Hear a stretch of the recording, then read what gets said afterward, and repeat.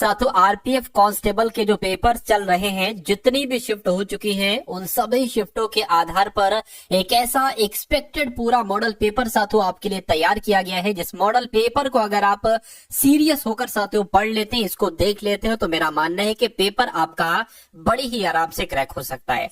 तो साथियों आपके लिए क्या किया गया है, आपके लिए एक ऐसा पेपर तैयार किया गया है जो आपका संभावित पेपर, ये सभी के सभी पिछली शिफ्ट पर आधारित ऐसे संभावित पेपर हैं जो आपको आपके एग्जाम में देखने को मिलेंगे। तो साथियों सबसे पहले हम लोग वो सवाल देखेंगे जो कि करंट अफेयर के इंपॉर्टेंट है, उसके बाद जीके जीएस के, उसके बाद रीजनिंग के, और उसके बाद साथियों मैथ को हम लोग देखेंगे। तो पहले तो इन करंट अफेयर के सवालों को आप लोग तैयार कर लीजिए। अगर आपको मालूम है तो अच्छी बात है, नहीं मालूम है तो फटाफट इनको साथियों अपने मनोमस्तिष्क में स्टोर कर लीजिए।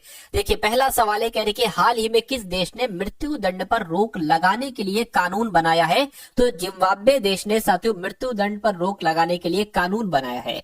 उसके बाद देखिए कह रहे कि किस देश की नौसेना ने 20 भारतीय मछुआरों को रिहा किया है। तो किसकी बात चल रही है साथियों, श्रीलंका की बात चल रही है, यानी कि श्रीलंका देश की नौसेना ने 20 भारतीय मछुआरों को रिहा किया है। उसके बाद देखिए कह रहे कि हाल ही में भू सर्वेक्षण और बंदोबस्ती की चालू प्रक्रिया को अगले 1 और वर्ष के लिए बढ़ाने का निर्णय लिया गया है। बिल्कुल लिया है, लेकिन किस सरकार ने ये लिया है? तो मैं कहूंगा साथियों बिहार सरकार ने ये निर्णय लिया है। ये क्वेश्चन साथियों इंपॉर्टेंट है, आपको याद रखना है, आपके एग्जाम में आएगा। अगला देखिए कह रहे कि वित्त वर्ष 2024 में भारत के कॉफी निर्यात में कितने प्रतिशत की वृद्धि हुई है। यह सवाल साथियों पूछा जा सकता है। तो 29% की वृद्धि हुई है, थोड़ी बहुत नहीं, ज्यादा साथियों 29% की वृद्धि हुई है। भारत के कॉफी निर्यात में वृद्धि हुई है 29% की। उसके बाद देखिए कह रहे कि किसने 33वीं बार संतोष ट्रॉफी जीती है। बहुत बड़ी बात है भाई, 33वीं बार संतोष ट्रॉफी किसने जीती है? तो पश्चिम बंगाल ने जीती है, ये आपको ध्यान रखना है। अगला सवाल देखिए कह रहे कि किस देश ने महिलाओं के पब्लिक प्लेस पर बुर्का पहनने पर प्रतिबंध लगा दी, यानी कि कौन सा देश की बात चल रही है साथियों? मैं कहूंगा स्विट्जरलैंड में अब क्या होगा, जो भी महिलाएं हैं और वहां पर साथियों वो पब्लिक प्लेस है, तो पब्लिक प्लेस पर बुर्का पहनने पर प्रतिबंध लगाया है, यानी कि वहां पर बुर्का नहीं पहना जा सकता। ये कानून स्विट्जरलैंड में साथियों लागू किया गया, ये आप लोग ध्यान रखेंगे। अगला सवाल देखिए कह रहे कि कौन घरेलू उड़ानों में इन फ्लाइट वाईफाई इंटरनेट सेवा शुरू करने वाली पहली भारतीय एयरलाइन बनी है? तो साथियों किसकी बात चल रही है? एयर इंडिया की बात चल रही है। सवाल अगर आपके एग्जाम में आता है तो एयर इंडिया आपको साथियों जवाब के तौर पर बतला देना है। चलिए अगला सवाल देखिए आपके स्क्रीन पर, कह रहे कि वाव थराद ये किस राज्य का नया जिला बना है? तो मैं कहूंगा साथियों ये गुजरात में एक नया जिला बना है अभी हाल फिलहाल में, जिस जिले का नाम क्या है? वाव थराद जिस जिले का नाम है। अगले नंबर का सवाल साथियों आपकी स्क्रीन पर है, देखिए और बताइए सही जवाब आपका क्या होगा। साथियों देखिए जो भी पेपर में सवाल आ रहे हैं, करंट अफेयर के किन किन टॉपिक से सवाल आ रहे हैं, जीके के कहां से सवाल लिए जा रहे हैं एग्जामिनर, और रीजनिंग के कैसे सवाल आ रहे हैं, मैथ के कैसे सवाल आ रहे हैं, किन कॉन्सेप्ट पर साथियों सवाल आ रहे हैं, ये सब आपको यहाँ पर आज की इस वीडियो में साथियों बताया जाएगा। लेकिन आपको थोड़ा धैर्य रखना पड़ेगा, क्योंकि साथियों जो अंत तक लड़ता है वाकई में वही जीतता है। तो आप इस क्लास का हर एक सवाल देखिएगा, अपने जहन में साथियों उसको फीड कीजिएगा, और मेरा मानना है कि पेपर तो आपका बड़ा ही आराम से क्रैक हो जाएगा आपके द्वारा। लेकिन साथियों आपके अंदर धैर्य होना चाहिए, पेशेंस आपके अंदर होना चाहिए। देखिए कह रहे कि किस मंत्रालय ने वर्ष 2025 को सुधारों का वर्ष घोषित किया है? तो ये किसकी बात कर रहे हैं? मैं कहूंगा साथियों रक्षा मंत्रालय की बात कर रहे हैं, यानी कि क्योंकि रक्षा मंत्रालय ने 2025 ईयर को सुधारों का वर्ष घोषित किया है, यानी कि इसमें सुधार होना चाहिए, और आप भी अपने अंदर सुधार लाइए। कह रहे कि भारत किस देश को 1 मीट्रिक टन गैर बासमती सफेद चावल निर्यात करेगा? तो मैं कहूंगा भारत किस देश को करेगा? तो इंडोनेशिया को करेगा, यानी कि भारत देश अपना इंडोनेशिया को 1 मीट्रिक टन गैर बासमती सफेद चावल निर्यात करेगा। उसके बाद देखिए कह रहे कि किसने भारतीय वायुसेना की पश्चिमी वायु कमान की संभाली, यानी कि कमान संभाली? तो किसकी बात चल रही है साथियों? जितेंद्र मिश्रा की बात चल रही है, यानी कि जो वायुसेना, भारतीय वायुसेना की पश्चिमी वायु कमान है, ये किसने संभाली है? जितेंद्र मिश्रा ने संभाली है। किसने महिला वर्ग में न्यूयॉर्क में विश्व ब्लिट्ज शतरंज चैंपियनशिप 2024 जीती है? तो साथियों किसने जीती है? जू वेंजुन ने जीती है। किसने जीती है साथियों? जू वेंजुन ने जीती है। ये भी इंपॉर्टेंट क्वेश्चन है, आपके एग्जाम में पूछा जा सकता है। अगला सवाल देखिए आपकी स्क्रीन पर है, कहा जा रहा है कह रहे कि 2025 में पहली बार world audio visual entertainment summit waves की मेजबानी करेगा। तो कौन सा देश करेगा साथियों मेजबानी? अपना देश भारत करेगा साथियों इसकी मेजबानी, वेव्स की मेजबानी अपना देश भारत करेगा। उसके बाद देखिए कह रहे कि कहां पर तमु लोसार पर्व मनाया गया है? भूटान में, नेपाल में, श्रीलंका में। कहां पर साथियों? नेपाल में तमु लोहासार पर्व मनाया गया है। ये भी अच्छा और इंपॉर्टेंट क्वेश्चन है। उसके बाद देखिए अगला सवाल कह रहे कि सीआरपीएफ के जो महानिदेशक साथियों बने हैं ये कौन बने? यानी कि सीआरपीएफ के महानिदेशक का पदभार किसने ग्रहण किया है? तो इनका नाम वितुल कुमार है और वितुल कुमार ही सीआरपीएफ के महानिदेशक बने हैं। अगला सवाल देखिए कह रहे कि किस आईआईटी ने दर्द रहित इंजेक्शन के लिए सुई रहित शॉक सिरिंज विकसित की है? तो किस आईआईटी की बात चल रही है? आईआईटी मुंबई की बात चल रही है। सवाल का जवाब आपका ऑप्शन नंबर सी हो जाता है। अगला सवाल कह रहे कि वर्ष 2024 में किस राज्य में अपराध में 22% की वृद्धि की गई है? तो किस राज्य का नाम आगे आएगा? तेलंगाना का नाम आगे आएगा।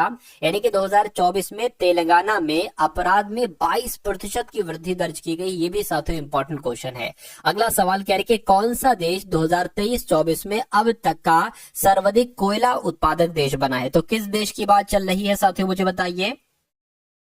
तो अपने देश भारत की बात ही चल रही है। यानी कि 2023-24 में अब तक का सर्वाधिक कोयला उत्पादक देश कौन सा बना है? तो अपना देश भारत बना है। उसके बाद देखिए कह रहे कि किस देश ने लगातार दूसरे वर्ष भारतीयों के लिए 10 लाख से अधिक गैर आप्रवासी वीजा जारी करने का रिकॉर्ड बनाया है? तो मैं कहूंगा अमेरिका ने बनाया। किसने बनाया साथियों? अमेरिका ने बनाया है। अगला देखिए कह रहे के विजयानंद किस राज्य के मुख्य सचिव बने हैं? तो अगर यहाँ पर आपसे पूछा जाए कि आंध्र प्रदेश के मुख्य सचिव कौन बने हैं? तो साथियों आंध्र प्रदेश के नए मुख्य सचिव के विजयानंद बने हैं। ये आपको ध्यान रखना है, आपसे एग्जाम में पूछा जा सकता है। अब देखिए अब आपके जीके के साथियों कैसे सवाल पूछे जा रहे हैं जरा इनको देखिए। यहां से आपके जीके तैयार हो जाएगी। देखिए सवाल में साथियों कुछ नहीं कह रहे कि किसी भी राज्य, क्या साथियों, कह रहे कि किसी भी राज्य में राष्ट्रपति शासन लागू करने के संदर्भ में निम्नलिखित में से कौन सा सही? यानी कि जो राष्ट्रपति शासन लागू किया जाता है ना साथियों, कि संपूर्ण भारत में पहले से ही राष्ट्रीय आपातकाल अथवा किसी राज्य के संपूर्ण या आंशिक प्रदेश में आपातकाल की घोषणा हुई है, बिल्कुल सही। यदि चुनाव आयोग इसकी पुष्टि करता है कि उस राज्य चुनाव नहीं कराए जा सकते, तब साथियों लग जाती है, ये बात भी बिल्कुल सही है, ठीक है ना। तो इस कंडीशन में तो साथियों राष्ट्रपति शासन लागू हो जाएगा। राज्य विधायिका एक मुख्यमंत्री का चुनाव नहीं कर पा रही है तो राष्ट्रपति शासन लागू हो जाएगा? नहीं, मैं कहूंगा ए और बी वाला सही है। और ऐसा कहां पर लिखा हुआ है? ऐसा आपका ऑप्शन नंबर डी में लिखा हुआ है। अगला सवाल कह रहे कि भारतीय संविधान में संशोधन लाने के लिए के कितनी पद्धतियां हैं? तो आपको यहाँ पर मालूम होना चाहिए भारतीय संविधान में संशोधन लाने के लिए कितनी पद्धतियां हैं। एक तो साधारण बहुमत के द्वारा संशोधन किया जा सकता है, एक पद्धति। दूसरी विशेष बहुमत के द्वारा साथियों संशोधन किया जा सकता है, दूसरी पद्धति। और उसके अलावा जो संसद में एक तरीके के जो बहुमत है या जो आधे राज्य के विधानमंडल है, विधानमंडलों के द्वारा अगर साधारण बहुमत की स्वीकृति हो जाती तो भी संशोधन किया जा सकता है। तो कुल मिला के आपको ये ध्यान रखना है कि भारतीय संविधान में संशोधन लाने के लिए 3 पद्धतियां हैं। अगला सवाल आपकी स्क्रीन पर है, देखिए और बताइए सही जवाब क्या होगा। देखिए कह रहे कि शाहजहां के सत्तारूढ़ होने से पहले जहांगीर के बाद वास्तविक शासक कौन था? बताइए, इंपॉर्टेंट क्वेश्चन है साथियों आएगा। तो शहजादा शहरयार आप लोग याद रखेंगे। शाहजहां के सत्तारूढ़ होने से पहले जहांगीर के बाद वास्तविक शासक शहजादा शहरयार था। अगला सवाल कह रहे कि उत्पादन, तो यही आपका राइट आंसर हो जाएगा। अगला सवाल देखिए कह रहे कि इनमें से किसने अपने साम्राज्य को संगठित एवं मजबूत बनाने के लिए सिंधु घाटी से लेकर बंगाल में स्थित सोनार घाटी तक शाही यानी कि रॉयल सड़क का निर्माण कराया था, जिसका नाम ब्रिटिश काल के दौरान बदलकर जीटी रोड कर दिया गया? तो किसकी बात चल रही है? शेरशाह सूरी की बात चल रही है। यानी कि जो शाही यानी कि रॉयल सड़क बोले तो ठीक है, इसका निर्माण किसके द्वारा करवाया गया था जिसको जीटी रोड कहा गया है? तो शेरशाह सूरी के द्वारा करवाया गया। देखिए सिंपल सा सवाल और कितना लेंथी कर दिया गया है ना। चलिए अगले नंबर का सवाल है, कह रहे कि निम्नलिखित विकल्पों में से उस विकल्प का चयन करिए जो मुगल सम्राटों के कालक्रम को सही क्रम से साथियों दर्शाते हैं। ये आपसे कुल मिला के यहाँ पर पूछा जा रहा है साथियों, मुझे बताइए। चलिए तो क्या साथियों क्रम आपको कुल मिला के यहाँ पर बताना है क्या? देखिए ये तो पता है कि औरंगजेब यहाँ पर अंत में आएंगे, तो या तो ये हो सकता है, या तो ये हो सकता है, या तो ये हो सकता है। अगर हम बात करते हैं साथियों यहाँ पर, देखिए अगर बात करें अकबर की, ठीक है, अकबर की अगर बात करें तो ये इसका शासनकाल साथियों 1556 से शुरू हुआ था। जहांगीर की अगर बात करते हैं तो 1605 से इसका शासनकाल शुरू हुआ था। शाहजहां की बात करें तो 1627 से शासनकाल शुरू हुआ था। और साथियों इसकी अगर बात करें तो लगभग 1658 से लेकर 1707 तक इसका शासनकाल शुरू हो गया था। ठीक है ना, तो मैं कहूंगा ये तो नहीं होगा, डी वाला साथियों आपका सही जवाब हो जाएगा। तो इस प्रकार जिनका भी आंसर ऑप्शन नंबर टी के साथ है, मैं कहूंगा आंसर आपका बिल्कुल करेक्ट हो जाएगा। अगले नंबर का सवाल देखिए और फटाफट बताइए राइट आंसर क्या होगा। कहा जा रहा है कि मुगल साम्राज्य के शासनकाल के दौरान गैर मुस्लिम व्यक्तियों पर लगाए गए व्यक्ति कर यानी कि, ठीक है, पोल टैक्स को निर्दिष्ट करने के लिए किस शब्द का इस्तेमाल किया जाता है? तो किस शब्द का इस्तेमाल किया जाता है साथियों? जजिया शब्द का इस्तेमाल किया जाता है। यानी कि मुगल साम्राज्य के शासन काल के दौरान गैर मुस्लिम व्यक्तियों पर लगाए गए व्यक्ति कर पोल टैक्स को निर्दिष्ट करने के लिए साथियों वो जजिया कर लगाया जाता था एक तरीके से। ठीक है ना। अगला सवाल देखिए, कहा जा रहा है आपसे कि सहायक संधि की प्रणाली को स्वीकार करने वाला पहला भारतीय मूल का शासक कौन था? तो कौन था साथियों, आपसे पूछा जा रहा है, कुल मिला के मुझे बताइए। चलिए, तो आपको ध्यान रखना है हैदराबाद के निजाम आपका यहाँ पर बिल्कुल सही जवाब हो जाएगा। ठीक है ना। चलिए उसके बाद देखिए करके सालबाई की संधि पर हस्ताक्षर किए गए थे जिसने पहले एंग्लो मराठा युद्ध को समाप्त कर दिया। तो यहाँ पर साथियों सालबाई की संधि पर कब हस्ताक्षर किए गए थे ये कुल मिला के आपसे पूछा जा रहा है। यहाँ पर खाली जगह है, मुझे बताइए। तो आपको ध्यान रखना है कि मई 1782 में सालबाई की संधि पर हस्ताक्षर किए गए थे जिसने पहले एंग्लो मराठा युद्ध को समाप्त कर दिया था। ये इंपॉर्टेंट क्वेश्चन है। अगला सवाल देखिए कह रहे कि 1922 में गांधी जी द्वारा असहयोग आंदोलन को वापस लेने का मुख्य कारण क्या था? तो साथियों क्या कारण था? भीड़ ने उत्तर प्रदेश के चौरी चौरा में एक पुलिस स्टेशन में आग लगा दी थी। ये गांधी जी को गिरफ्तार कर लिया गया और आंदोलन रोकने के लिए मजबूर किया गया, ये कारण था। गांधी जी की गंभीर रूप से बीमार हो गए थे या लक्ष्य हासिल करने जाने से पहले पूर्ण हो गया था, आंदोलन पूर्ण हो गया था।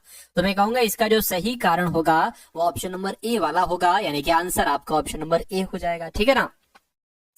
1922 में गांधी जी ने जो असहयोग आंदोलन वापस लिया था, ये क्यों लिया था? क्योंकि उस भीड़ ने, असहयोग आंदोलन की भीड़ ने, उसके सदस्यों ने उत्तर प्रदेश के चौरी चौरा में एक पुलिस स्टेशन में साथियों आग लगा दी थी। अगला सवाल आपकी स्क्रीन पर है, पूछा जा रहा है कि अखिल भारतीय खिलाफत समिति में जब यह घोषणा करते हुए एक प्रस्ताव पारित किया गया कि किसी भी मुसलमान को ब्रिटिश भारतीय सेना में सेवा प्रदान नहीं करना चाहिए, तो यहाँ पर अगर बात करते हैं साथियों, तो अखिल भारतीय खिलाफत समिति में जब ये घोषणा करते हुए एक प्रस्ताव पारित किया गया कि किसी भी मुसलमान को ब्रिटिश भारतीय सेना में प्रदान नहीं करना चाहिए, तो ऐसा कब किया गया था? जुलाई 1921 में किया गया था, ये आपको ध्यान रखना है। उसके बाद देखिए करके 1848 में लॉर्ड डलहौजी के कार्यकाल के दौरान सुधार का नाम बताइए। एक सुधार हुआ था जो बहुत फेमस रहा, व्यापकत का सिद्धांत साथियों लागू हुआ, ये आपको ध्यान रखना है। यानी कि व्यापकत का सिद्धांत ही वो सुधार था जो डलहौजी के द्वारा साथियों लागू किया गया, 1848 में लागू किया गया। उसके बाद देखिए कह रहे भारत में निम्नलिखित में से किसे स्थानीय स्वशासन का जनक कहा जाता है, यानी कि father of local self government किसे कहा जाता है? तो लॉर्ड रिपन को कहा जाता है। सही जवाब आपका ऑप्शन नंबर ए होगा। अगला सवाल आपकी स्क्रीन पर है। साथियों यहाँ पर अगर आपने इस वीडियो को लाइक नहीं किया तो रिक्वेस्ट आपसे इतनी करता हूं कि वीडियो को लाइक कर दीजिए, और अगर आप लोग चैनल पर नए हैं तो चैनल को भी साथियों आप लोग सब्सक्राइब जरूर कर दीजिए, और एक प्यारा सा कमेंट भाई टाइप कर दीजिए। जय हिंद का भरे साथियों आप कमेंट करें, लेकिन जय हिंद का एक बार नारा जरूर लगा दीजिए साथियों कमेंट सेक्शन में। चलिए तो बात करते हैं आयरन चांसलर कहा जाता है, तो किसको आयरन चांसलर कहा जाता है साथियों? ऑटो वॉन बिस्मार्क की अगर बात करते हैं तो ये आपका सही जवाब हो जाएगा। ठीक है ना। तो ऑटो वॉन बिस्मार्क को आयरन चांसलर के नाम से भी जाना जाता है। भारतीय राष्ट्रपति का कार्यकाल सबसे लंबा रहा, यानी कि वो भारत के कौन से राष्ट्रपति रहे जिनका कार्यकाल सबसे लंबा रहा? तो 1950 से लेकर साथियों 1962 तक रहे ये राष्ट्रपति के पद पर, जिनका नाम डॉक्टर राजेंद्र प्रसाद था। तो इस प्रकार आपका आंसर अगर है ऑप्शन नंबर ए तो बिल्कुल करेक्ट हो जाएगा। अगला सवाल देखिए कह रहे कि निम्नलिखित में से जल डमरू मध्य अटलांटिक महासागर को प्रशांत महासागर से जोड़ता है, तो किस जल डमरू मध्य की बात की गई है, मैगेलन जलडमरू मध्य की बात की गई है, क्योंकि मैगेलन जलडमरू मध्य ही अटलांटिक महासागर को प्रशांत महासागर से जोड़ता है। उसके बाद देखिए अगला सवाल कह रहे कि IST यानी कि भारतीय स्टैंडर्ड समय, पाकिस्तान स्टैंडर्ड समय यानी कि PKT यानी कि IST और PKT से कितने मिनट आगे है? तो ये तो 30 मिनट आगे है साथियों, आधा घंटा आगे है। इसलिए सही जवाब आपका जो जाएगा वो ऑप्शन नंबर किसके साथ जाएगा? ऑप्शन नंबर डी के साथ जाएगा। अगला सवाल देखिए कह रहे निशा अपने ऑफिस से। अब यहाँ पर साथियों आपके रीजनिंग के क्वेश्चन स्टार्ट हो चुके हैं। तो अगर आपको ऐसा लगता है कि जो रीजनिंग आ रही है RPF कांस्टेबल के एग्जाम में वो आपको आती है, तो आप इन सवालों को देखिए। मेरा मानना है कि आपका ऐसा ही साथियों पेपर आ रहा है रीजनिंग के जैसे मैं यहाँ पर क्वेश्चंस लेकर आया हूं आपके लिए। निशा अपने ऑफिस से पूर्व दिशा में सीधे 7 किलोमीटर चलती है। देखिए मैं आपको हर बार बताता हूँ, मान लीजिए आप अपने एग्जाम हॉल में बैठे, आपको क्या पता भाई पूर्व किधर है पश्चिम किधर है, तो आप हमेशा इसी डायग्राम को मानेंगे। मान लीजिए आप इधर है, आपसे कहा जाए पूर्व तरफ जाइए, तो आपको ऐसे इस तरफ जाना है, यानी कि ये दिशा पूर्व हो जाएगी। ये दिशा क्या हो जाएगी? ये दिशा उत्तर की तरफ हो जाएगी, और ये दिशा आपके साथियों दक्षिण तरफ हो जाएगी, और ये दिशा पश्चिम हो जाएगी। तो यहाँ पर कहा गया निशा अपने ऑफिस से पूर्व दिशा तरफ जाती है। मान लीजिए उसका ऑफिस ये है, पूर्व जाती है तो ये ऐसे जाती है, पूर्व दिशा में जाती है और 7 किलोमीटर साथियों आगे जाती है। ठीक है, उसके बाद कह रही है फिर वो बाएं मुड़ती है। बाएं का मतलब होता है उल्टे हाथ पे मुड़ती है, तो वो उल्टे हाथ पे मुड़ती है और 5 किलोमीटर जाती है। तो साथियों उल्टे हाथ पे मुड़ गई, ये 5 किलोमीटर चली गई। ठीक है, कहने की वह फिर दाहिने, दाहिने का मतलब होता है सीधे हाथ पे मुड़ती है। सीधे हाथ पे मुड़ती है और 3 किलोमीटर चलती है, सीधे हाथ पे मुड़ दिया और 3 किलोमीटर चला दिया। उसके बाद कह रही आखिर में वो वह बाएं मुड़ती है, बाएं मुड़ती है और 5 किलोमीटर चलती है, बाएं मुड़ती है और 5 किलोमीटर चलती है। यानी कि वो अपने ऑफिस से किस दिशा में? अब देखिए अपने ऑफिस से, उसका ऑफिस ये है, तो वो किस दिशा में? वो तो साथियों यहाँ पर, यानी कि ये दिशा साथियों कौन सी कहलाएगी मुझे बताइए। अब हम इसका इस्तेमाल करेंगे। देखिए मैंने ये दिशा आपसे पूछी है, तो मुझे बताइए ये दिशा क्या कहलाई जाएगी? तो ये दिशा तो उत्तर पूर्व कहलाई जाएगी। तो मैं कहूंगा ये दिशा क्या कहलाई जाएगी? उत्तर पूर्व कहलाई जाएगी, क्योंकि इधर उत्तर होता है और इधर साथियों पूर्व होता है। तो उत्तर पूर्व कहीं कहीं ऑप्शन में लिखा हुआ है, उत्तर पूर्व बिल्कुल ऑप्शन नंबर बी में लिखा हुआ है। तो ये जिनका भी आंसर बी था, मैं कहूंगा आंसर आपका बिल्कुल करेक्ट था। अब उसके बाद देखिए अगला सवाल। अब यहाँ पर श्रृंखला में गलत संख्या आपको बताना है, कि जैसे कि 2 लिखा हुआ है यहाँ पर, उसके बाद 8 है, उसके बाद 18 है, उसके बाद 32 है और उसके बाद 54 है। तो आपसे पूछा जा रहा है कि कौन सा रूल के अकॉर्डिंग संख्या नहीं है, कौन सी संख्या गलत यहाँ पर साथियों आई है। तो देखिए 2 से 8 बनाया गया, तो मैं कहूंगा यहाँ पर 6 प्लस किया गया है। 8 से 18 प्लस किया तो 10 प्लस किया गया। 18 से 32 हुआ है, तो मैं कहूंगा यहाँ पर साथियों 14 प्लस किया गया है। ठीक है ना। अब 32 से यहाँ पर 54 हुआ है, तो कितना प्लस किया गया जरा देखिए, 2 और साथियों 2 यानी कि 22 प्लस किया गया। तो अब एक काम ये आप थोड़ा सा ध्यान दीजिए कि 6 से 10 हुआ, 4 बढ़ाया गया है। 10 से 14 हुआ है, 4 बढ़ाया गया। तो यहाँ पर भी साथियों 4 बढ़ाना चाहिए था, यानी कि यहाँ पर ये 22 नहीं आना चाहिए था, 18 आना चाहिए था। यानी कि 32 में 18 हमें जोड़े जाना चाहिए था। तो 32 में अगर आप 18 जोड़ते हो तो कितना आता है साथियों? आपका 50 आता है। तो यहाँ पर 54 नहीं बल्कि 50 आना चाहिए था। तो कुल मिला के गलत संख्या कौन सी है? गलत संख्या ये 54 है। 54 गलत संख्या है, तो 54 आपका राइट आंसर हो जाएगा। तो ये समझ में आ गए, ऐसा सवाल आपके एग्जाम में पूछा ही पूछा जाता है, इसलिए आप लोग ध्यान रखेंगे इन सभी सवालों को। अब यहाँ पर साथियों देखिए कथन है और निष्कर्ष है, यानी कि कथन और निष्कर्ष वाला सवाल आपके सामने आ चुका है। तो कहा जा रहा है कि कोई तंत्रिका धमनी नहीं है। तो मान लेते हैं साथियों कोई ये तंत्रिका जो है ना, ये कोई तंत्रिका धमनी नहीं है। ठीक है, कोई तंत्रिका धमनी नहीं है, यानी कि कोई भी पात्र वाल्व नहीं है। तो कोई भी साथियों पात्र जो होगा ना, कोई भी पात्र जो होगा ना, वो साथियों वाल्व नहीं है। ठीक है, अब कथन निष्कर्ष को पढ़िए और बताइए कौन सा सही है कौन सा गलत। कह रहे कुछ धमनियां तंत्रिका नहीं है। देखिए कुछ धमनियां तंत्रिका नहीं है। सवाल में हमें बताया था कि कोई भी तंत्रिका धमनियां नहीं है, तो ये भी हो सकता है कोई भी तंत्रिका धमनियां नहीं है, तो कुछ तंत्रिका धमनियां नहीं है, ये सही हो जाएगा। और अगर ये कहा जाए कि कुछ धमनियां तंत्रिका नहीं है, तो ये भी सही हो जाएगा। ठीक है, तो ये आपका सही होगा। कुछ पात्र वाल्व नहीं है, हमें बताया गया था कि कोई भी पात्र जो है ना, वो कोई भी पात्र वाल्व नहीं है, ये सही है। अगर ये होता कोई भी पात्र वाल्व नहीं है, ये हो जाए कुछ पात्र वाल्व नहीं है, ये भी सही हो जाएगा। तो कुछ पात्र वाल्व नहीं है, ये भी सही है, यानी कि दोनों निष्कर्ष आपके बिल्कुल सही हैं। और ऐसा कहां पर लिखा हुआ है? ऐसा आपका ऑप्शन नंबर बी में लिखा हुआ है। तो ये क्या होगा साथियों? ये आपका बिल्कुल करेक्ट आंसर हो जाएगा। अब उसके बाद देखिए अगले नंबर का सवाल आपकी स्क्रीन पर है, बहुत ध्यान से देखिएगा इस सवाल को। देखिए यानी कि QRST यू विभिन्न लंबाइयों के ये 5 व्यक्ति, ये 5 व्यक्ति, इनकी लंबाइयां अलग अलग हैं। यानी कि Q लंबा है U से, तो Q लंबा है साथियों U से, ठीक है। यानी कि S नाटा है R से, ठीक है। अच्छा 5 लोग हैं यहाँ पर, तो 5 पोजीशन बना देता हूं मैं, 1 2 3 4 और 1 5, ठीक है। ये बात आपकी समझ में आ गई, 5 पोजीशन मैंने यहाँ पर साथियों बना दी।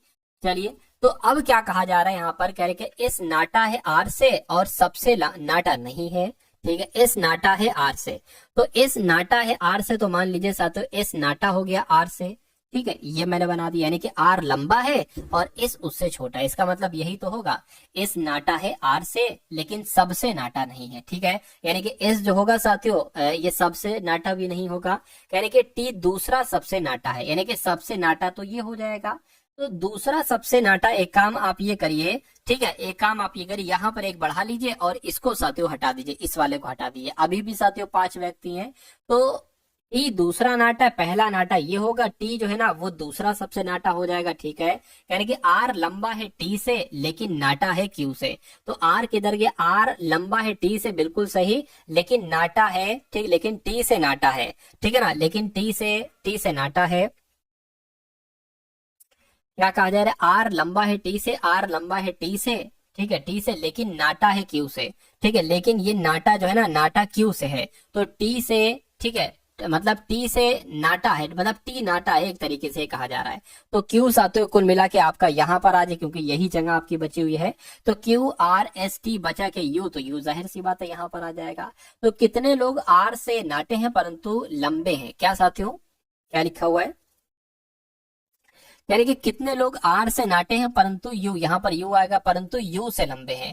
तो आर से नाटे तो 2 लोग हैं और यू से लंबे भी 2 लोग हैं, तो मैं कहूंगा 2 आपका जवाब हो जाएगा। 2 ऑप्शन नंबर डी में है, ये आपका बिल्कुल करेक्ट आंसर। अगला सवाल साथियों आपकी स्क्रीन पर है, यानी कि EGI से जैसे DEG बनाया गया, उसी प्रकार KMO से कौन से 3 लेटर यहाँ पर आ सकते हैं साथियों, मुझे बताइए। देखिए ये E से D हुआ है, तो यहाँ पर 1 घटाया गया है, ठीक है। G 7 पर होता है, E 5 पर होता है, यानी कि 2 घटा दिया गया, और I 9 पर होता है, G 7 पर होता है, यहाँ पर भी साथियों 2 घटा दिया गया। कि यही लॉजिक हम इसमें साथियों अप्लाई करेंगे। देखिए अगर इसमें से 1 घटाएंगे तो मैं कहूंगा यहाँ पर J आ जाएगा, ठीक है। इसमें अब 2 घटाएंगे साथियों तो कितना आ जाएगा? तो आपका K आ जाएगा, ठीक है। इसमें से अगर 2 घटाएंगे तो M आ जाएगा। क्या JKM कहीं ऑप्शन में लिखा हुआ है? बिल्कुल JKM ऑप्शन नंबर ए में लिखा हुआ है। तो इस प्रकार जिनका भी आंसर मेरे आंसर से पहले था, ठीक है, बहुत बढ़िया भाई आपका, मतलब आपको आंसर मुझसे पहले ही देना होता है, देना ही है, देना है, क्योंकि मुझे तो ज्यादा समय लगता है, आपको समझाना भी तो होता है, एक एक चीज आपको बारीकी से सब कुछ समझाते हुए चलता हूँ। तो मेरी टक्कर मत लीजिए, ना सोचिए कि भाई सर के बाद आंसर, नहीं, आप मुझसे पहले आंसर देने की कोशिश कीजिए। हाँ अगर आपको कोई सवाल नहीं आ रहा है तो आप उसको समझो, उसको समझ सकते हो आप, लेकिन आप कोशिश यही किया करो कि मुझसे पहले आंसर देने की कोशिश किया करो। अब जैसे कि ये सवाल है, कह रहे हैं कि CEG से यहाँ पर XVT आया है, तो आपको बताने कि IKM से यहाँ पर कौन से 3 लेटर साथियों बन सकते हैं, मुझे बताइए। चलिए अब देखिए C से X हुआ है और E से B हुआ है, G से T हुआ, तो मेरे दिमाग में एक ही बात आई है, विपरीत लेटर्स यहाँ पर साथियों आई हैं। जैसे कि A का विपरीत Z होता है, A का विपरीत साथियों Y होता है, C का विपरीत X होता है, D का विपरीत W होता है, ठीक है ना। उसी प्रकार आपको और चीजें मैं बता देता हूँ, जैसे कि शर्ट और गेज। अब यहाँ पर अगर बात करें, Z का विपरीत A का विपरीत Z, G का विपरीत T, T का विपरीत G, I का विपरीत R और S का विपरीत H। उसी प्रकार ये G का विपरीत क्या है? G का विपरीत T है, तो देखिए G का विपरीत T हो गया यहाँ पर, ठीक है। अब देखिए साथियों एक होता है M का विपरीत N और N का विपरीत N, उसके अलावा L का विपरीत O और V का विपरीत E, ठीक है। अब यहाँ पर अगर बात करें I का विपरीत क्या है? I का विपरीत R है, तो यहाँ पर R आ जाएगा।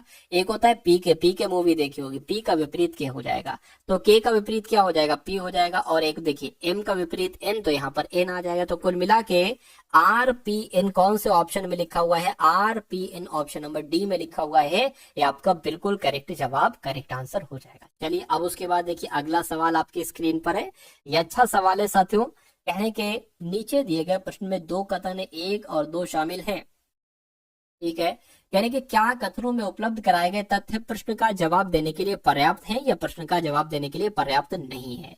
चलिए तो प्रश्न आपसे यहाँ पर कहा जा रहा है कि 5 मित्र हैं CDEFG, एक पंक्ति में बैठे हुए हैं। पंक्ति की बाईं छोर पर कौन बैठा है? यानी कि 5 मित्र हैं, जो सबसे बाईं छोर पर बैठा होगा वो आपसे पूछा जा रहा है साथियों, कौन बैठा है। देखिए मान लेते हैं 5 लोग हैं। ठीक है, 1 2 3 4 और 1, ये 5 हो गए। ठीक है, कहा जा रहा है कि एक व्यक्ति ई और सी के बीच में बैठा है, यानी कि ई और सी के बीच में एक व्यक्ति बैठा है। ठीक है, सी छोर के अंत में नहीं है, यानी कि एफ और डी बिल्कुल साथ हैं। जी एफ की बाईं और दूसरे स्थान पर है।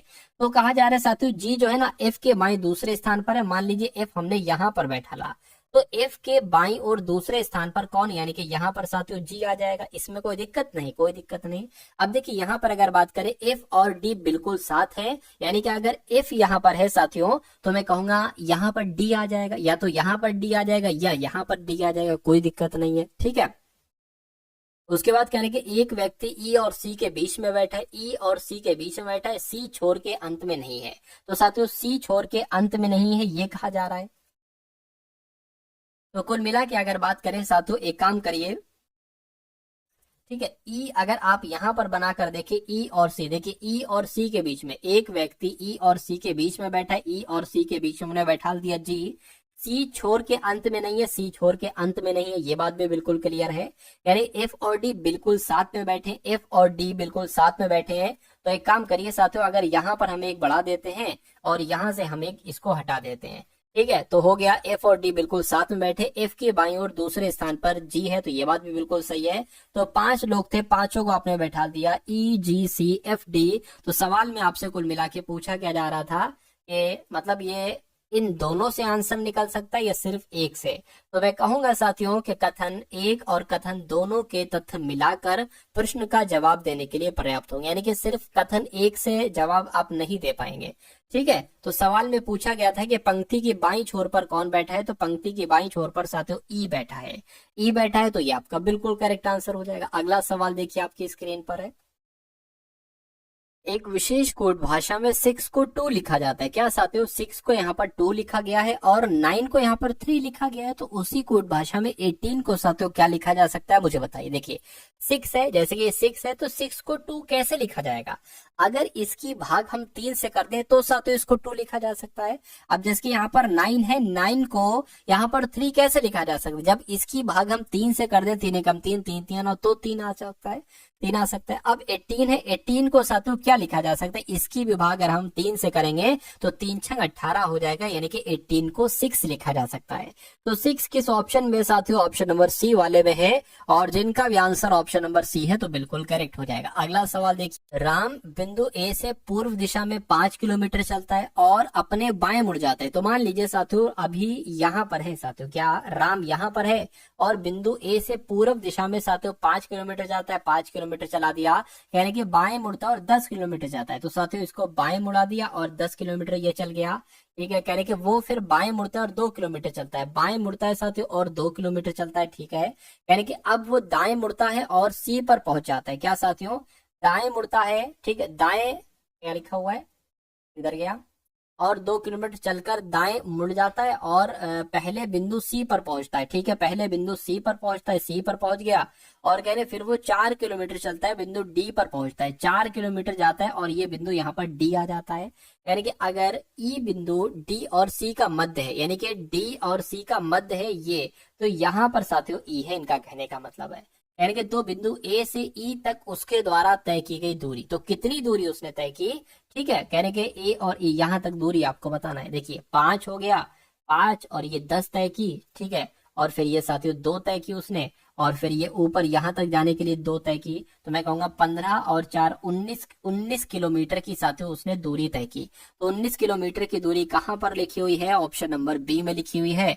उसके बाद देख लीजिए अगले नंबर का सवाल, कह रहे निम्नलिखित प्रश्न को कथनों को पढ़िए और उत्तर दें कि निम्नलिखित में से कौन सा तर्क मजबूत है। तो कौन कौन से साथियों तर्क मजबूत है, कथन को आपको पढ़ के बतलाना है। कह रहे कि क्या भर्ती प्रक्रिया में मनोमितीय परीक्षण का अनिवार्य होना चाहिए, यानी कि क्या भर्ती प्रक्रिया में मनोमितीय परीक्षण करना अनिवार्य। मनोमितीय परीक्षण साथियों क्या होता है, जैसे कि जो मानसिक क्षमता जहां पर देखी जाती है ना, जहां पर किसी की मानसिक क्षमता चेक करी जाती है या किसी का साथियों व्यवहार चेक किया जाता है, उसको ही एक तरीके से कहा जाता है मनोमितीय परीक्षण।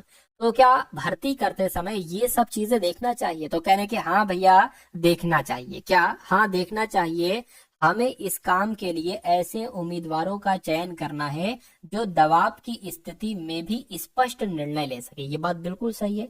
जब मानसिक क्षमता, व्यवहार उनका अच्छा होगा ना, तो उनके ऊपर जितना भी प्रेशर हो, उनकी निर्णय लेने की क्षमता अच्छी होगी। तो ये बिल्कुल सही हो जाएगा। कह रहे कि नहीं, ये सारी परीक्षाएं नहीं लेनी चाहिए। क्यों? क्योंकि ये अधिकतर उम्मीदवारों को अलग कर देता है, अतः बेरोजगारी बनी रहे। तो ऐसा थोड़ी ना भाई, इंसान लेगा तो अपने जो भी एम्प्लॉय लेगा वो बेस्ट ही तो लेगा, उसका व्यवहार भी अच्छा हो, मानसिक क्षमता भी अच्छी हो। तो ये आपका गलत हो जाएगा, यानी कि केवल तर्क एक मजबूत है, ऐसा ऑप्शन नंबर ए में लिखा हुआ है और यही आपका सही जवाब है। उसके बाद देखिए साथियों, अगले नंबर का सवाल है, कह रहे कि उस विकल्प का चयन करिए जो दूसरों से अलग है। यानी कि 4 चित्र आपको यहाँ पर दिए गए हैं, एक चित्र इसमें से तीनों में से अलग है, वो चित्र आपको बताना है साथियों। बताइए। तो देखिए, एक वर्ग है और वो लाइनिंग तो सभी में सेम बनी हुई है, और एक गुलदस्ता टाइप का है, इसमें भी वही चीज है, इसमें वही चीज है, इसमें भी क्या वही चीज है। अच्छा, यहाँ पर एक चीज देखिए कि यहाँ पर एक आपको सर्किल दिख रहा होगा, यहाँ पर भी एक सर्किल दिख रहा होगा, गोला एक, और यहाँ पर भी गोला दिख रहा होगा, लेकिन यहाँ पर कहीं पर एक गोला नहीं दिख रहा है। तो ये सबसे अलग हो जाएगा, सबसे विषम हो जाएगा, और यही आपका सवाल का जवाब हो जाएगा। उसके बाद देखिए अगला सवाल, यहाँ पर अगर साथियों बात करते हैं, कह रहे कि एक लड़के की ओर इशारा करते हुए शीला ने कहा, एक लड़की की तरफ इशारा करते हुए शीला कह रही है। शीला क्या कह रही है साथियों? कह रहे हैं कि शीला कह रही है कि वह मेरे पिता के बेटे का भाई है। ठीक है, एक लड़की की ओर इशारा करते हुए शीला ने कहा कि वो जो है ना, वो लड़का जो है ना, वो लड़का मेरे पिता के बेटे, देखिए मेरे पिता के बेटे कौन हो जाएगा? भाई हो जाएगा, शीला का भाई हो जाएगा, पिता का बेटा। अच्छा, भाई का भाई है तो तब भी तो शीला का वो भाई ही हो जाएगा। उस लड़के का शीला से क्या संबंध है? शीला उसको भाई ही कहेगी, क्योंकि भाई का भाई है वो। तो कुल मिला के भाई कहाँ पर लिखा हुआ है? ऑप्शन नंबर ए में लिखा हुआ है। तो ये आपका बिल्कुल करेक्ट आंसर हो जाएगा। उसके बाद देखिए साथियों, यहाँ से अब कुछ इंपॉर्टेंट क्वेश्चंस हम लोग देख लेते हैं मैथ के। तो साथियों, जिनको भी मैथ से डर लगता है, तो मैं आपको बहुत ज्यादा नहीं बल्कि कुछ चुनिंदा सवाल यहाँ पर मैथ के करवाने वाला हूँ। इन सवालों को आप लोग देखिए। कह कि एक लड़की 5 किलोमीटर प्रति घंटा, 10 किलोमीटर प्रति घंटा, 15 किलोमीटर प्रति घंटा की रफ्तार से कुल 55 मिनट में 3 समान दूरियां तय कर लेती, उसके द्वारा तय की गई कुल दूरी कितनी है? यानी कि जो उसने इस चाल से दूरी तय की, जो इस चाल से तय की, जो इस चाल से तय की, इन तीनों दूरियों की अगर बात करें तो कुल दूरी कितनी रहेगी, ये आपसे पूछा जा रहा है। कभी भी अगर साथियों ऐसा सवाल आए ना, तो यहाँ पर अगर बात करें साथियों, जो दूरी है, जैसे कि मान लीजिए इसने जो इस चाल से दूरी तय की, तो दूरी वो कितनी हो गई? ठीक है, प्रत्येक दूरी की अगर बात करते हैं वो x मान लेते हैं। क्या? प्रत्येक दूरी की अगर बात करें साथियों तो x मान लेते हैं। तो ये दूरी हो गई, और दूरी बटा चाल, क्या? मान लीजिए दूरी ये है और चाल ये है, तो आपको समय यहाँ से मिल जाएगा प्लस। अब और देखिए, ये क्या हो जाएगी साथियों? ये दूरी हो गई, ठीक, ये इसके लिए दूरी, इसकी दूरी अलग है, इसकी दूरी अलग है, ये चाल, ये आपका समय हो गया। अरे भाई, दूरी बटे चाल समय ही तो होता है, तो एक ये समय, एक ये समय, इन तीनों के द्वारा चला गया, हमें समय पता चल जाएगा। और ये x बटे यहाँ पर 15, और यहाँ पर कुल मिला के समय भी दे रखा है करके, इतनी सी रफ्तार से अगर चलती है तो कुल 55 मिनट का समय लगता है। तो 55 मिनट का समय लगता है, इसको घंटे में बदलने के लिए हम साथियों यहाँ पर 60 से इसको भाग दे देंगे। ठीक है, चलिए अब यहाँ पे अगर बात करें, अब इसको साथियों आपको करना है सही तरीके से। अब इसका एलसीएम निकाल लीजिए, इसका साथियों, इसका एलसीएम निकाल लीजिए, 5 का, 10 का और साथियों यहाँ पर 15 का। तो इसको अगर हम साथियों किससे 2 से कट करें, एक सेकेंड, 2 से कट करें, 2 से कट करें तो 5 आ जाएगा, यहाँ पर 5 आ जाएगा, यहाँ पर 15 का 15 आ जाएगा।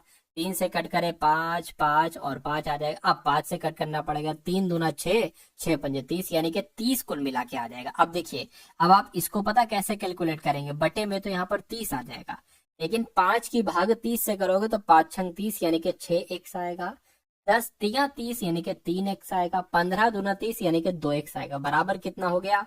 बराबर 55 बटे यहाँ पर 60 हो गया। इसको अगर कैंसिल करें, इससे 2 से आ जाएगा, 30 से कम 30 दूना 60 हो जाएगा। 2 से ये कट होगा नहीं, 2 से ये साथियों कट होगा नहीं। अब इसको जोड़ लीजिए, 6 और 3 9, ये 11x हो जाएगा। 11x बराबर 55/2 आ चुका है। 11 एकम 11, 11 पंजे 55 आ जाएगा, यानी कि x बराबर कितना आ जाएगा, 2.5 यहाँ पर कुल मिला के आ जाएगा। अब x बराबर साथियों आपको पता चल गया कितना है, लेकिन कुल दूरी आपसे पूछी जा रही, कुल दूरी कितनी है? ये तो साथियों एक की दूरी है। अरे भाई, इसकी भी x होगी, इसकी भी x होगी, इसकी भी x होगी, यानी कि 3x कुल मिला के दूरी होगी। तो 3x और x बराबर क्या है, 2.5। तो 3 गुणा 2.5 कितना हो जाएगा साथियों, 7.5 हो जाएगा। तो मैं कहूंगा 7.5 किलोमीटर कुल दूरी कहलाई जाएगी। तो इस प्रकार जिनका भी आंसर ऑप्शन नंबर डी के साथ है, तो आंसर आपका बिल्कुल करेक्ट हो जाएगा। ठीक है ना। अब उसके बाद देखिए साथियों, अगले नंबर का सवाल कह रहे कि एक ट्रेन 90 किलोमीटर घंटा की रफ्तार से चलती है और 1 मिनट में प्लेटफॉर्म को पार कर जाती है। अगर ट्रेन और प्लेटफॉर्म की लंबाई बराबर है तो ट्रेन की लंबाई का पता लगाइए। क्या आपका जवाब हो सकता है साथियों, बताइए। देखिए यहाँ पर कहा गया है, क्या कहा गया है, यहाँ पर कहा गया है कि ट्रेन की लंबाई, क्या यहाँ पर कहा गया है सवाल में कि जो ट्रेन की लंबाई है वो, और साथियों प्लेटफॉर्म की लंबाई कहाँ पर गया, प्लेटफॉर्म को पार कर जाती है। अगर ट्रेन की लंबाई और प्लेटफॉर्म की लंबाई बराबर है, ट्रेन की लंबाई और साथियों प्लेटफॉर्म की लंबाई, यहाँ पर प्लेटफॉर्म की लंबाई बराबर बताई गई है। ठीक है भाई, बराबर बताई गई है, कोई दिक्कत नहीं है। तो मान लीजिए ट्रेन की लंबाई भी साथियों एक्स मान ले, ठीक है, और प्लेटफॉर्म की लंबाई भी एक्स मान ले, कोई दिक्कत नहीं है। तो सद अगर बात करें, आपने फॉर्मूला पढ़ा होगा, दूरी बराबर क्या होता है, दूरी बराबर होता है चाल गुणा समय, चाल गुणा समय होता है। तो ट्रेन की लंबाई आपको पता लगाना है, ठीक है, यानी कि एक्स का मान आपको पता लगाना है। देखिए दूरी क्या है, दूरी पता है क्या है, दूरी होता है ट्रेन की लंबाई प्लस प्लेटफॉर्म की लंबाई, यानी कि एक्स प्लस एक्स आ जाएगा और फिर चाल आ जाएगा और गुणा समय आ जाएगा। तो x प्लस एक्स ये दूरी हो गई, बराबर चाल कितनी दे रखी है यहाँ पर साथियों, 90 किलोमीटर प्रति घंटा। 90 किलोमीटर प्रति घंटा चाल दे रखी है, और समय कितना दे रखा है साथियों यहाँ पर, हाँ 1 घंटा समय दे रखा है। तो 1 घंटा समय दे रखा है, 1/60 हो जाएगा, 1/60 हो जाएगा, 60 मिनट थोड़ी ना लिखोगे। ठीक है, चलिए तो कुल मिला के ये बात क्लियर हो गई, बिल्कुल क्लियर हो गई। अब यहाँ पर अगर साथियों हम लोग बात करते हैं, देखिए अब ये आपका 2x हो जाएगा, बराबर ये क्या हो जाएगा, 0 से 0 कैंसिल हो गया, 3 3 9, 3 दूना 6 आपका हो जाएगा। ठीक है, अब अगर बात करते हैं साथियों, यहाँ पर ये क्या हो जाएगा, x बराबर साथियों 3 बटे यहाँ पर 4 आ जाएगा। तो कुल मिला के x हमें पता लगाना था, ट्रेन की लंबाई क्या है, ट्रेन की लंबाई x है, और x बराबर कितना आ गया, 3/4 आ गया। तो 3/4, ठीक है, इसको मीटर में अगर आप बदलोगे तो इसको 1000 से आप साथियों गुणा करा दोगे। अब कितना आ जाएगा, इसको कैंसिल करोगे तो ये आपका 250 आ जाएगा। 250 गुणा 300 कितना हो जाएगा, 750 मीटर यहाँ पर हो जाएगा। तो 750 मीटर ये ट्रेन की लंबाई हो जाएगी, और यही आपका राइट आंसर हो जाता है। उसके बाद देखिए साथियों, नेक्स्ट नंबर का सवाल आपके स्क्रीन पर, देखिए सवाल को और बताइए राइट आंसर क्या है। अब यहाँ पर अगर बात करें, कह रहे कि एक दुकानदार एक कुर्सी की कीमत लागत मूल्य 20% ज्यादा अंकित करता है। इतनी बात साथियों आपकी समझ में आई, ठीक है ना। देखिए एक दुकानदार एक कुर्सी की कीमत लागत मूल्य से 20% अंकित करता है। अगर लागत मूल्य साथियों 100 है, अगर लागत मूल्य कितना है, 100 है, तो वो कितने रुपए अंकित करता है, 20% एक्स्ट्रा अंकित करता है, यानी कि 120 रुपए वो उस पर लिखता है, और खरीदारों को नगद पर 10% की छूट देता है।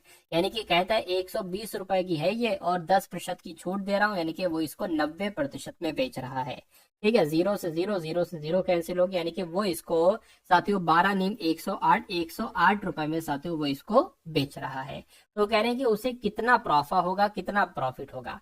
देखिए 100 रुपए की वो उसकी लाया था, ठीक है, लागत मूल्य 100 रुपए थी, 108 रुपए की वो फाइनली वो बेच रहा है, यानी कि 8% का साथियों उसको प्रॉफिट मिल रहा है। यानी कि 8% कहां पर लिखा हुआ है साथियों, ऑप्शन नंबर डी।